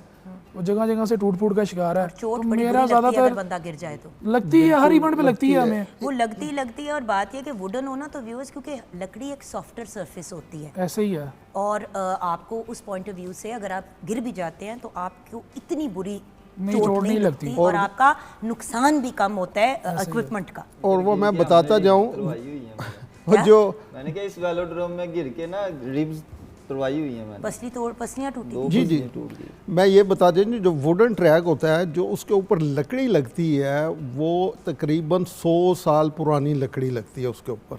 और वो आती भी साइबेरिया से है। और उसकी इतनी अच्छी वो होती है कि वो फूलती नहीं है, बारिश भी हो जाए, कुछ भी हो जाए।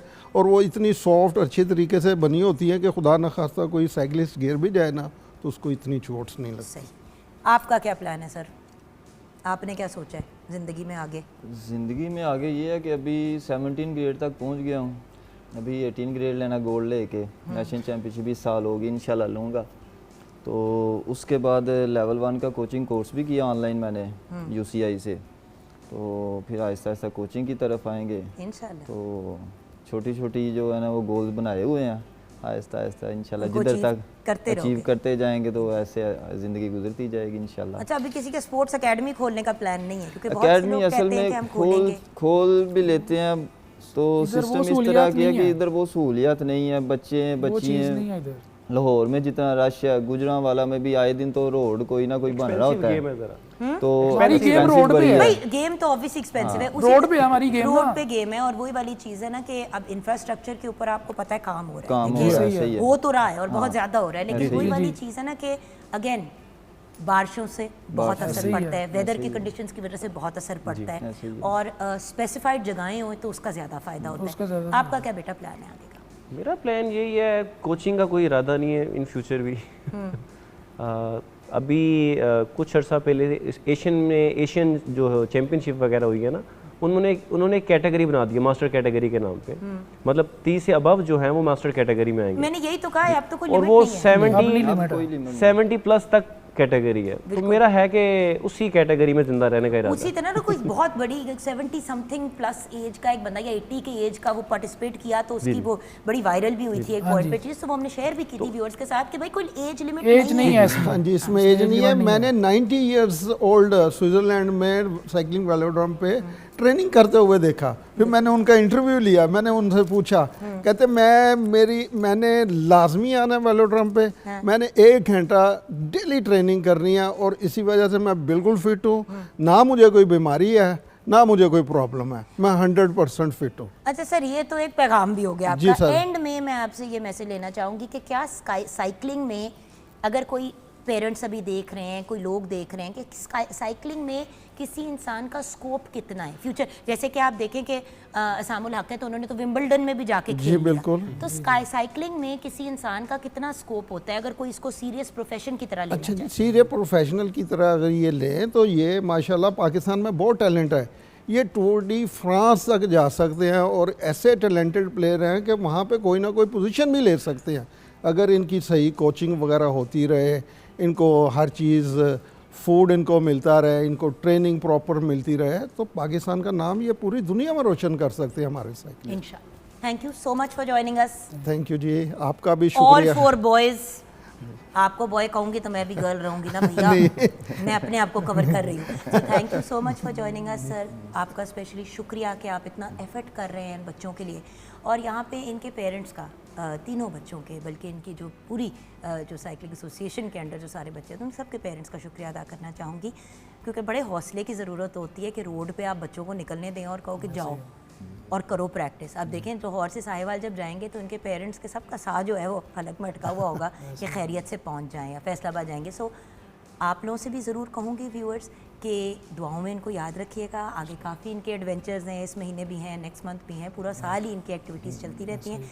And I hope that they get more and better support over time इंशाल्लाह। सो व्यूअर्स, हम ब्रेक की तरफ जाएंगे। ब्रेक के बाद जब वापस आएंगे तो वर्ल्ड हेल्थ डे से रिलेटेड बातचीत कंटिन्यू होगी, किचन में भी नज़र डालेंगे। आप हमारे साथ रहिएगा।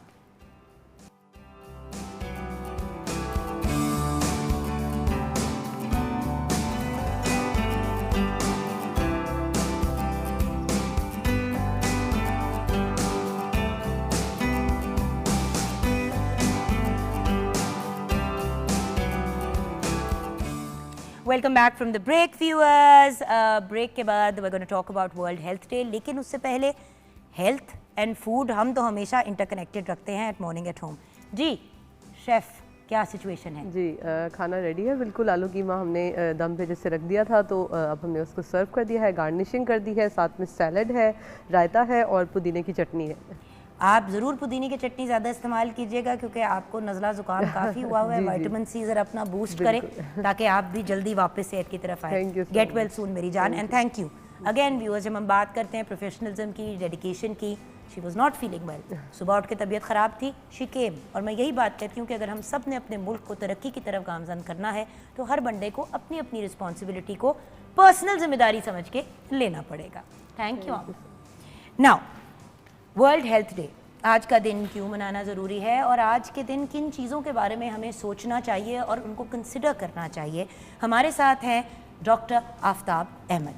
आप सर्व कर रहे हैं as associate professor in the department of nutritional sciences at the government college university Faisalabad. अस्सलाम वालेकुम डॉक्टर साहब। वालेकुम अस्सलाम।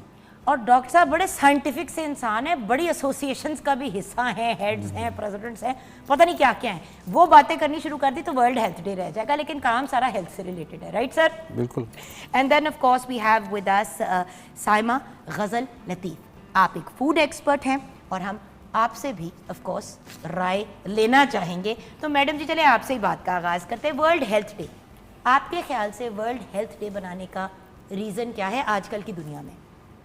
सर उस वक्त तो जो भी रीजंस थे, आज रीजंस मुख्तलिफ हैं, उस वक्त रीजंस मुख्तलिफ। आज रीज़न बेसिकली इसका ये है कि फ़ूड को साइंस के साथ कोलैबोरेट किया जाए, जितने भी हेल्थ इश्यूज़ हैं उनको डिस्कस किया जाए, उनकी प्रिवेंशन की जाए और उनको देखा जाए कि किस तरह से हम जो डिजीज़ हैं उनको कम कर सकते हैं अपनी हेल्दी ईटिंग के साथ। तो मेन मकसद इसका यही है। लाइक जैसे मैं फूड साइंसेस से फूड से हूँ, फूड एक्सपर्ट हूँ, तो उसमें यह है कि हम बेहतरीन खुराक मुहैया करते हैं, लोगों को बताते हैं नए तरीक़ों से कि आप किस तरह से जो प्रोसेस फूड है उससे हट के आप नेचुरल ईटिंग की तरफ जाएं। एक सेकेंड, अब यहाँ डॉक्टर साहब रीज़न की तरफ आएंगे। मैडम की बात को अब मैं आगे बढ़ाते हुए या काटते हुए एक बात ज़रूर कहना चाहूँगी। आई एम सॉरी, हम जैसे आम लोग जो हैं, आप लोग तो देखें इस फील्ड में पढ़े हुए हैं, ये आपकी एक्सपर्टीज़ है, लेकिन मेरे जैसा बंदा तो यही फिर घूम के कहता है ना, हुन तुसी कह रहे हो प्रोसेस फूड ना इस्तेमाल करो, लगाया किसने था प्रोसेस फूड पे? आप जैसे लोगों ने, साइंटिस्ट ने, फूड एक्सपर्ट्स ने। डॉक्टर साहब जवाब दो। इसमें बिल्कुल मैं इनकी बात को एंडोर्स करता हूँ। आप कह रही प्रिजर्वेटिव छोड़ें जी, केमिकल छोड़ें, बिल्कुल ऐसे ही तो है। कैसे छोड़ूं? लगाया भी तो आपने ही था। पहले माँ का दूध होता था, माँ के दूध को के साथ जब ख्याल आया कि यार ये डब्बे का दूध जो है ना, ये कंपनियों ने फिर ये कहना शुरू कर दिया कि जी माँ का दूध ठीक नहीं है, डब्बे वाला जो है वो प्रॉपर दूध है, उसे प्रॉपर खुराक मिलती है। मेरी मैं जब बेबी थी उस ज़माने में ये वाली बात थी। मेरी अम्मी मुझे बताती हैं, कहती है मैंने तुम सबको डब्बे पे इसलिए डाला क्योंकि मैं अपने बच्चों को बेहतरीन देना चाहती थी, मैंने अपना नहीं पिलाया दूध। सही है। और जब फिर मैं माँ बनी तो उन्होंने कहा डब्बा बिल्कुल नहीं देना, आखिरी बिल्कुल मजबूरी हो तो देना है। तो हम कहाँ जाएं सर जी, बात एक होती नहीं है। प्रोसेस्ड फूड जो है ना, ये सबसे पहले जो डेवलप किए गए तो बेसिकली जो हमारी जो लॉसेस थे फूड के, उसको कंट्रोल करने के लिए। तो नो डाउट जो हमारी लॉसेस होते हैं उनको कंट्रोल करने के लिए ज़रूरी है कि मतलब उसको प्रोसेस करके उसको प्रिजर्व कर लें for longer period of time. लेकिन इसमें इशू ये है कि जब हम उसकी कंजम्पशन रिक्वायरमेंट से ज़्यादा, यानी कि उसकी बेसलाइन जो एज़ पर दी साइंटिस्ट प्रिस्क्राइब, उससे ज़्यादा लेना शुरू करते सर हैं। जी उर्दू में समझाए ना। अच्छा ठीक हो गया। अब इसमें यह कि जो सबसे पहले तो एग्जाम्पल देती हूँ, ब्रॉयलर मुर्गी है। अब अगर दिन में 3 ब्रॉयलर मुर्गी एक फैमिली खा रही है तो थोड़ी सी प्रॉब्लम है ना। बिल्कुल ऐसे आपकी एक्चुअली प्रोटीन की रिक्वायरमेंट इतनी नहीं है दिन की। सही सर? बिल्कुल। इसमें प्रोसेसिंग जो है ना, सिर्फ वॉशिंग और पीलिंग भी वॉशिंग प्रोसेसिंग में आता है। लेकिन मैं यहाँ पे करता हूँ जो केमिकली प्रोसेस्ड हमारे जितने भी फूड्स हैं उसमें जो ऐसे केमिकल्स हैं कि जो उसको प्रिजर्व करने के लिए, उसकी ओवरऑल जो एक्सेप्टेबिलिटी को इम्प्रूव करने के लिए यूज़ करते हैं, वो कम से कम हमारी डाइट में होना चाहिए। जैसे कि आपको बताऊं कि हमारे जो केमिकल प्रिजर्वेटिव्स हैं, जिसमें हम मोस्टली यूज़ जो करते हैं जूसेस में, जो सर कहते हैं कैंसर हो जाता है उनसे। मैं बता रहा हूँ, उसमें सोडियम बेंजोएट है, सोडियम मेटाबाइसल्फाइड है, और इसमें देखें कि हर जगह से आप सोडियम ले रहे हैं। सोडियम की जो कम से कम हम जो बीइंग अ न्यूट्रिशनिस्ट जो रिकमेंड करते हैं वो है जी 2500 मिलीग्राम। ठीक है जी। और हम सोडियम कहाँ से ले रहे हैं? हम सॉल्ट से ले रहे हैं। हमारा अगर नमक की बात करें, बिल्कुल, जितना आपने अमाउंट बताया वो एक नमक के चम्मच में कितना होता होगा? 25 जो आपने कहा है। इसमें तो बहुत कम होता है। आधी चाय की चमची या 1/4? आप कह लें कि तकरीबन हाफ टेबल स्पून जो है ना, हाँ tea spoon, sorry tea spoon, हाँ, आधा टी स्पून, यानी कि जो इतनी सी चाय की चमची होती है उसका आधा आपने लेना है पूरे दिन में। यस। इतना तो लोग एक टाइम बैठ के भाई खा लेते इतना हैं। तो आप फ्रूट्स के ऊपर खा लेते हैं छिड़क के। ऐसे ऐसे खाने में नमक डला हुआ है, ऐसे ही पूरा उसके ऊपर एक और वो डाल दे कि जी अम्मी जी के लिए जरा कम नमक में बनता है। वो कम नमक वाला इतना तेज नमक में। इसके अलावा मैं यहाँ एक बात और बीच में ऐड करूँगी, नमक डालते हैं। फ्रूट्स के ऊपर एप्पल काटा है उसके ऊपर नमक छिड़का रहे हैं, तरबूज के ऊपर नमक डाल के खा रहे हैं, खरबूजे पे डाल के खा रहे हैं। अच्छा फिर कहते हैं काला नमक है, खैर है। हाँ। और ये जो मैं बात करता कि जो प्रिजर्वेटिव है उसमें हम जितने सॉल्ट है सोडियम बेस्ड हैं, तो हम ना सिर्फ अगर आप ले रहे हैं नमक खा रहे हैं, और वो भी ये आपका नॉन विजिबल टाइप है, यानी कि आपका जो प्रिजर्वेटिव है उसके सॉल्ट्स में सोडियम शामिल है। तो उसका मतलब ये हुआ कि आप जो सोडियम कंजम्पशन ज़्यादा करेंगे तो उससे क्या अल्टीमेटली होता है कि आपकी जो हार्ट हेल्थ है, आपकी जो वेस्कुलरिटी है, इस पर इशू आता है। जितने भी आपकी हाइपरटेंशन का इशू आता है ना, तो उसमें सोडियम का एक मेन रोल है। जो हाई ब्लड प्रेशर वाले लोग हैं ना, जो हर वक्त कहते हैं मेरा ब्लड प्रेशर हो गया, एक तो हर इंसान का ब्लड प्रेशर होता है, या हाई होता है या लो होता है या नॉर्मल होता है। 120/80 नॉर्मली बेसलाइन होता है, लेकिन ख़वातीन के लिए, और अगर आपका एक मतलब बहुत ओवरवेट ना हो तो 110/70 और 130/90 के बीच में यूर ओके। बट कुछ लोगों का नेचुरली लो भी होता है और कुछ लोगों का नेचुरली हाई होता है। अब जिसका हाई है उसको और नमक डाल के आपने हार्ट अटैक कराना है। बिल्कुल ऐसे ही है, करते हम यही हैं। बिल्कुल ऐसे ही। तो इसलिए जो केमिकल प्रोसेस में ये जिसमें आप सोडियम बेस्ड सॉल्ट यूज़ कर रहे हैं, इनका इस्तेमाल कम से कम होना चाहिए। और अगर आप देखें, अगर सुबह ब्रेकफास्ट में ले रहे हैं जैम, जो कि बहुत आपके लिए हेल्दी होगा, लेकिन वो हेल्दी नहीं है क्योंकि उसमें भी सोडियम बेंजोएट है, उसमें भी प्रिजर्वेटिव्स। और सर उसमें कोई मतलब अगर आप इतना सा फ्रूट डालते हैं तो आप जब उसके अंदर डबल, क्योंकि जितना फ्रूट होता है उतनी ज़्यादा चीनी डलती है जैम बनाने में, क्योंकि मैं घर पे बनाती हूँ, मैंने बनाया हुआ जैम। मैं तो हैरान हो गई कि फल की अपनी चीनी, फिर ऊपर से चीनी, ऊपर से आपने नमक भी डाला उस मीठे को मैनेज करने के लिए, फिर आपने उसमें कोई प्रिजर्वेटिव डाला उसको स्टोर करने के लिए, तो कितना कुछ आपने उसमें गलत डाल दिया। एक्चुअली उसमें खाने वाली चीज एक थी, वो थी स्ट्रॉबेरी। Right sir? बिल्कुल ऐसे। आपका मेन मैडम आप क्या कहेंगी खाने के पॉइंट? बेसिकली मैं वाटर फर्मेंटेशन पे काम कर रही हूँ। उसमें मैं वाटर फर्मेंटेड यानी उसमें हमारा बेसिकली ये होता है कि ऑक्सीजन को लॉक किया जाता है और उससे हम फर्मेंटेड प्रोडक्ट्स बनाते हैं। मैं बेसिकली बना रही हूँ जैसे हमारी पाकिस्तानी फर्मेंटेड प्रोडक्ट में अचार भी आ जाता है, राइट? जी बिल्कुल, हमारा पाकिस्तानी अचार, फर्मेंटेशन की बात करें अचार, कोरिया की बात करें तो किमची। मैं वही इसी तरफ लेके आ रही हूँ कि मैं 2 तरह की ड्रिंक्स बनाती हूँ, जिसमें एक तो कांजी है, हमारी जो सब कॉन्टिनेंट ड्रिंक है। कांजी बहुत अरसे से चली आ रही है, घरों में प्रैक्टिस होती रही थी। अब चूँकि काफ़ी ख़वातीन भी बिज़ी हो गई हैं तो वो घर में नहीं बना रही, तो इसको आउटसोर्स किया जा रहा है, तो मैं वो बनाती हूँ। इसके अलावा मैं रशियन एनर्जी ड्रिंक बनाती हूँ कवास के नाम से, जो बीट एंड जिंजर से बनता है, वो भी नेचुरली फर्मेंटेड है। मेरी जितनी भी प्रोडक्ट रेंज है जी, मेरी जितनी भी मैं ये फूड, क्योंकि मैं फूड में ही काम कर रही हूँ, तो मेरी जितनी भी प्रोडक्ट है वो आर्टिफिशियल फ्लेवर और प्रिजर्वेटिव से बिल्कुल पाक है। जिसमें हमारे पास 2 तरह का जर्मन सैलड है, सावरक्रॉट, एक ग्रीन कैबेज से बनता है, दूसरा पर्पल कैबेज से। ग्रीन कैबेज की जो अफादियत है वो अपनी जगह है, लेकिन जो पर्पल कैबेज है वो 10 टाइम मोर उसमें वाइटामिन्स और मिनरल्स हैं। सॉरी, नापा कैबेज नहीं, नापा कैबेज किमची में डलता है। किमची में डलता है जी। मैं सावरक्रॉट की बात कर रही हूँ। बिल्कुल ठीक है जी। सावरक्रॉट में हमारी जो लोकल कैबेज है ना, पत्ता गोभी जिसे कहते हैं, अच्छा, या बंद गोभी कहते हैं, वो ग्रीन वाली बंद गोभी से बनता है एक, और एक बनता है पर्पल कैबेज से। तो जो पर्पल कैबेज है उसकी अफादियत ज़्यादा है। और ये मेरी जितनी भी, मैं ये क्योंकि मैं फूड में जैसे बताया कि फूड से ही रिलेटेड हूँ, तो मैं ये सब चीज़ें इसलिए मैंने बनाई ताकि लोग हेल्दी ईटिंग की तरफ आएँ। अच्छा, अब हेल्दी ईटिंग की तरफ हम अभी मैं वापस आती हूँ। डॉक्टर साहब, हम वापस आ जाते हैं। वर्ल्ड हेल्थ डे ओरिजिनली क्यों मनाया गया और अब क्यों मनाया जा रहा है? बेसिकली जितना भी आपकी ग्लोबली ना डिज़ीज़ बर्डन बढ़ता जा रहा है, आपको इल्म होगा कि हमारी जितनी भी नॉन कम्युनिकेबल डिजीज़ है ना, जो कि नॉन इन्फेक्शन बेस्ड है, जिसमें आपकी हाइपरटेंशन है, डायबिटीज़ है, CVDs हैं, इनकी जो प्रेवलेंस बढ़ने की वजह से WHO ने ये फैसला किया कि इसको एक ग्लोबली एक डे के तौर पे मनाया जाए। बिल्कुल ठीक है। और being a developing country Pakistan में तो और ज़रा इसको स्ट्रॉन्गली मनाने की होनी चाहिए ज़रूरत, क्योंकि हम हैं बेसिकली डेवलपिंग कंट्री। हमारे जितने भी ये डायबिटीज़ से जुड़े हुए लोग हैं, उनकी जितनी भी मेडिकेशंस है, उनका सारा लोड जो है वो बहुत ज़रा कंट्री को भुगतना पड़ता है, क्योंकि जितनी भी मेडिसिन है वो इंपोर्ट हो रही होती हैं। तो इसलिए डिजीज़ बर्डन की वजह से जितने भी इस तरह के लोग हैं, इसे हम कहते हैं वल्नरेबल सेगमेंट ऑफ सोसाइटी। और भैया बात ये कि हमारे जैसे लोगों को तो सबसे ज़्यादा प्रिवेंशन पे काम करना चाहिए, जैसे पूरी दुनिया में हो रहा है। और व्यूअर्स, वही वाली बात है, अभी हम ब्रेक की तरफ चलेंगे। ब्रेक के बाद जब वापस आएंगे, हमने थोड़ा सा इशू तो डिस्कस कर लिया, अब उसके सोल्यूशंस की तरफ चलेंगे। ये जो 2 एक्सपर्ट्स हमारे साथ हैं, हमें गाइड करेंगे कि अपनी डे टू डे लाइफ में हम हेल्दी लिविंग की तरफ कैसे जा सकते हैं। मुझे पता है पैसे, अखराजात, हज़ार चीज़ें होती हैं। अभी जैसे हमने शुरू में भी बात की कि अगर हम कहें कि जी आप ये चीज़ें ख़रीद लें और फिर आपका हेल्दी लाइफस्टाइल की तरफ आपकी जर्नी शुरू हो जाएगी, तो वो ज़्यादती है। जो है उसी को हम कैसे नॉर्मल अपनी लाइफस्टाइल्स को, आप दोनों एक्सपर्ट से गाइडेंस लेना चाहेंगे साइंटिफिकली कैसे अपनी ज़िंदगी को मॉडिफाई कर सकते हैं। ब्रेक के बाद।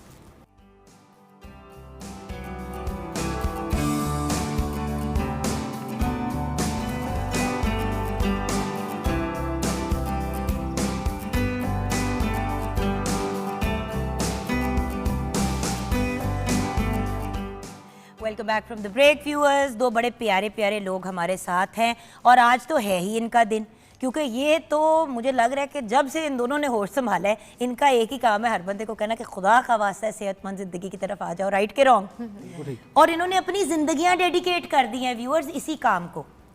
और हम लोग हैं वो दूसरों की सेहत की टेंशनें ले रहे हैं, हम अपनी सेहत का ख्याल नहीं रख सकते, अपनी ज़ात की जिम्मेदारी नहीं ले सकते। तो प्लीज़ डॉक्टर साहब एंड मैम, आप दोनों से मेरी तहे दिल से रिक्वेस्ट है, हमारे व्यूअर्स को गाइड कर दें, क्योंकि जैसे ही कहते हैं ना लाइफस्टाइल मॉडिफाई करें, तो ब्रेक में डॉक्टर साहब जो मैं आपको कह रही थी और जानू जो मैं आपको कह रही थी बात सामा जी, कि फ़ौरन कह देते कि जी घर के खर्चे नहीं पूरे हो रहे, आप एक्स्ट्रा चीज़ें हमें करने को कह रही हैं। प्लीज़ घरेलू चीज़ों के अंदर ही डॉक्टर साहब एंड मैडम आप हमें गाइड करेंगे। मैडम जी आपसे बात शुरू करेंगे। साइमा गज़ल लतीफ़ साहिबा फूड एक्सपर्ट हमारे साथ हैं और बाय द वे अपनी सक्सेसफुल फूड बिजनेस भी चला रही हैं माशाल्लाह से। देन डॉक्टर आफ्ताब अहमद साहब हमारे साथ हैं, वैसे तो बहुत सी एसोसिएशंस का और बहुत सी डिफरेंट इदारों का हिस्सा भी हैं, but specifically associate professor in department of nutritional sciences at the government college university Faisalabad. जी मैडम, क्योंकि हमने अपने व्यूअर्स को अब पॉजिटिविटी की तरफ गामज़द करना है, तो यू हैव 3 to 4 मिनट्स, आप अपना नुस्खा बताएं, फिर उसके बाद सर आप अपना नुस्खा बताएं। जी, जैसे मैम अभी हम ब्रेक में बात कर रहे थे कि सब्जियों को वॉश किस तरह से किया जाए ताकि उनके ऊपर जो केमिकल्स वगैरह स्प्रे किए गए हैं उनको किस तरह से हम साफ़ कर सकते हैं। तो उसका एक बिल्कुल सिंपल सा आसान सा टोटका है। घर में आपके हर बंदे के घर में हल्दी मौजूद होती है, नमक मौजूद होता है। हल्दी और नमक को पानी में डालें, उसमें अपनी सब्जियों को कुछ देर के लिए सोक करें, तो जितने भी उसके ऊपर केमिकल्स वगैरह काफ़ी हद तक कम हो जाएंगे। अच्छा मैडम, लोग कहते हैं कि सफ़ेद सिरका और पानी डाल दें, मेरा सिर्फ प्रॉब्लम सफ़ेद सिरके से ये है कि वो भी तो सिंथेटिक ही होता है मैडम।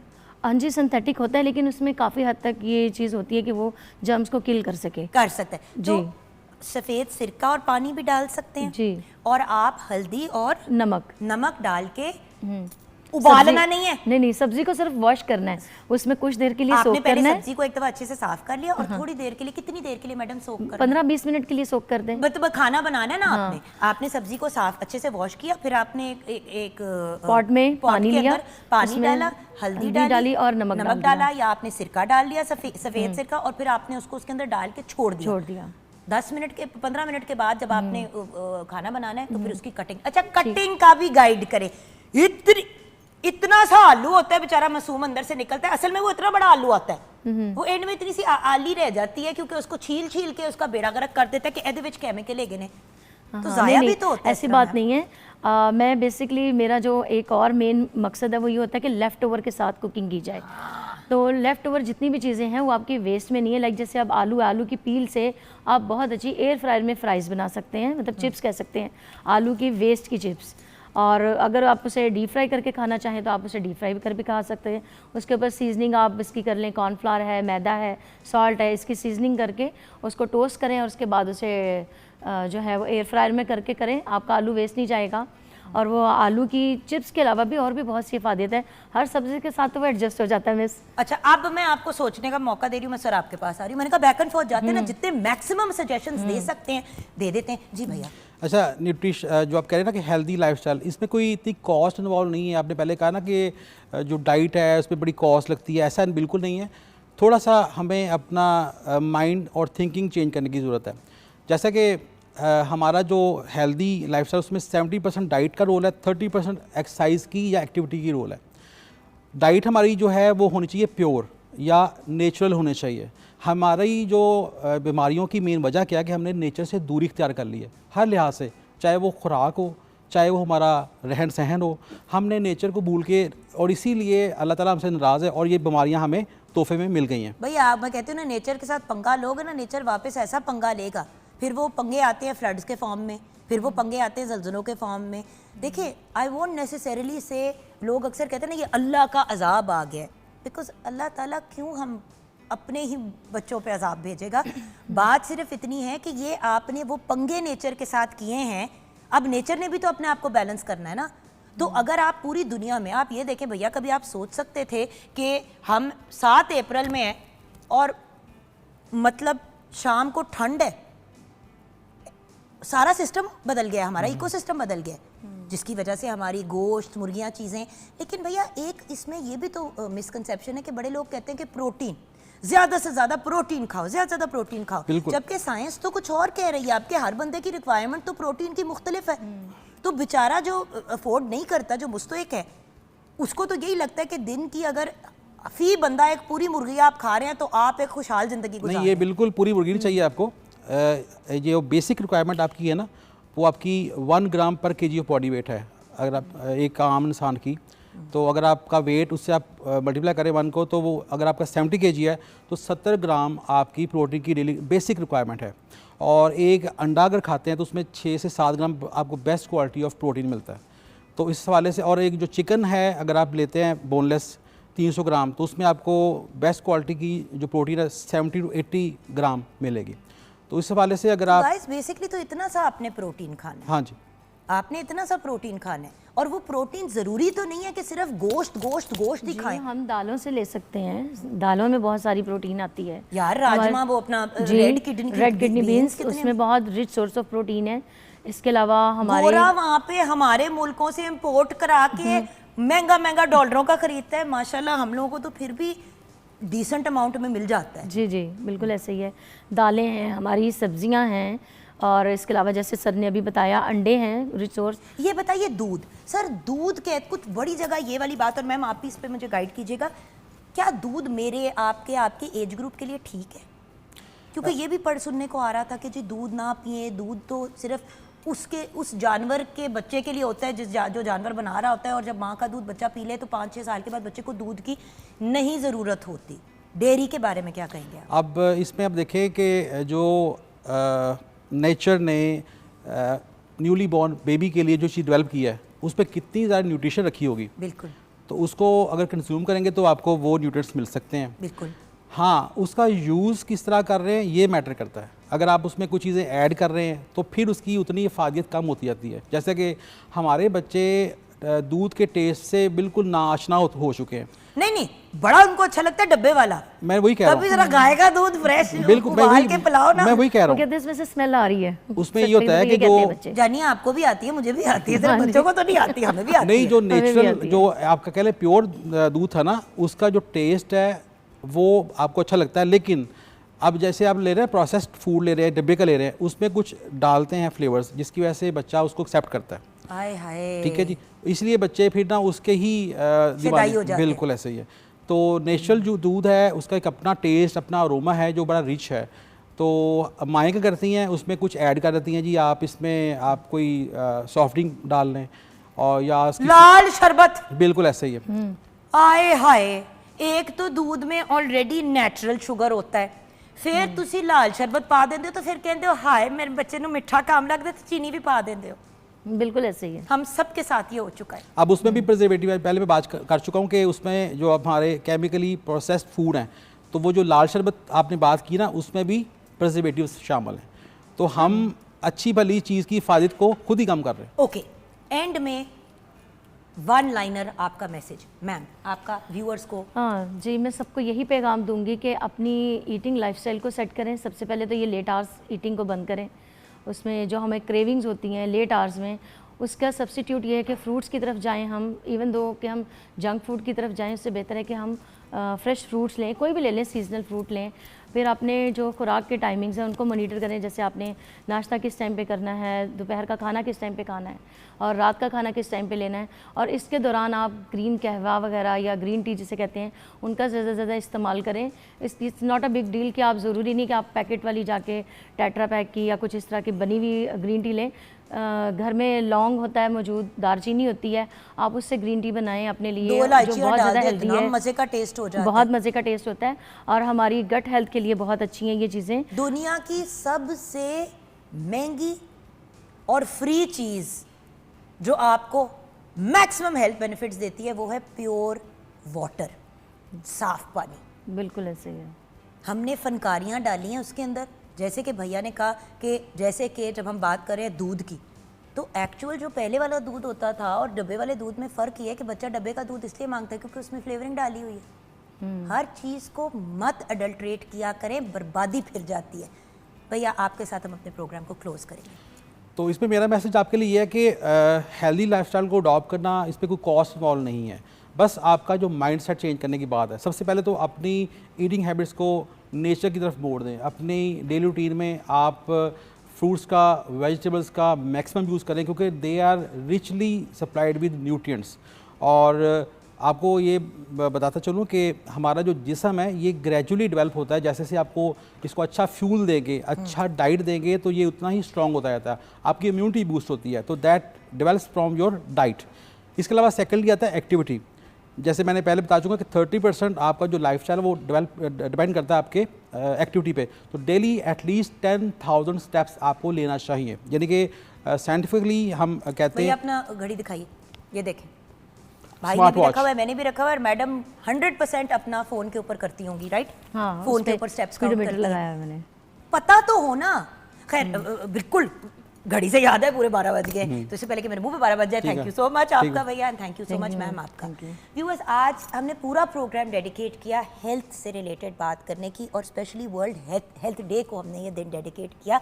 लेकिन साल में 365 डेज होते हैं, एक दिन एक्साइटेड होके 2 दिन उसको फॉलो करके फिर वापस पुरानी आदतों पे चले जाना, प्लीज़ अभी जो हमारे एक्सपर्ट्स ने 8-10 टिप्स आपके साथ शेयर किए वो तो अपनी लाइफ में इनकॉर्पोरेट कर लें, शायद आप अपनी ज़िंदगी को 5-10 साल बढ़ा ही लें इसके बहाने। अपना ख्याल रखिएगा, अल्लाह हम सबको सेहत और खुशियाँ नसीब करे, आमीन।